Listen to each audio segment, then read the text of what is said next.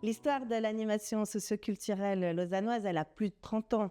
Elle est une pionnière au niveau lausannois pour le développement de ce nouveau métier qui est né après la Seconde Guerre mondiale. Dans les années 50-60, on a commencé à avoir des centres de loisirs qui ont accueilli les enfants, la jeunesse. La FASL est née en 1995 et on fête aujourd'hui ses 30 ans. Je suis animatrice au centre socioculturel de Grand-Venne depuis 2010. Je suis animateur à la maison de quartier de la Pontaise depuis bientôt 2 ans. Depuis 24 ans dans le quartier, 8 ans à la maison de quartier du désert. Mon métier il consiste à proposer des activités à un public de tout âge. On essaie de promouvoir la culture, on accompagne les gens dans leurs différents projets et puis on fait vivre cet endroit avec ses habitants. Il y a aussi beaucoup de cours qui sont donnés par des partenaires de yoga, de gym, de poterie, des repas communautaires. On a une salle multimédia qui est en autogestion avec les jeunes.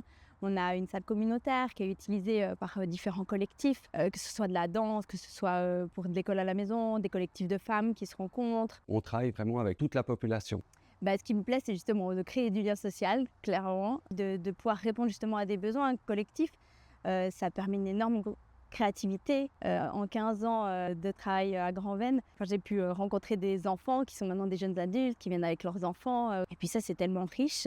J'ai grandi ici à Montelieu et du coup, je fréquente le centre depuis que je suis tout petit en fait. Depuis 1 an maintenant, je suis aide animateur et j'aide en gros les enfants en les accompagnant dans leurs projets musicaux ou vidéo.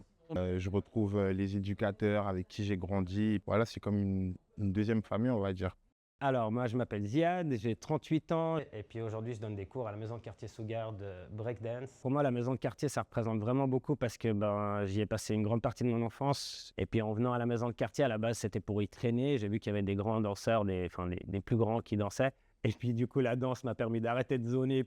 Et puis au-delà de ça, il y avait les animateurs qui ont été hyper patients avec moi et mon groupe de potes. On n'était pas forcément les plus faciles.